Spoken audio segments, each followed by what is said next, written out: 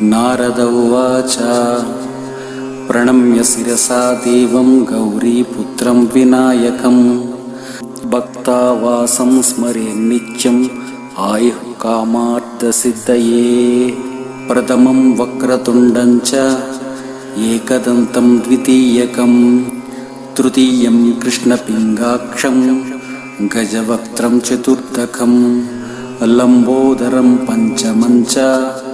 षष्ठं विकटमेव च सप्तमं विघ्नराजं च धूम्रवर्णं तदाष्टमं नवमं फालचन्द्रं च दशमं तु विनायकम् एकादशं गणपतिं द्वादशं तु गजाननं द्वादशैतानि नामानि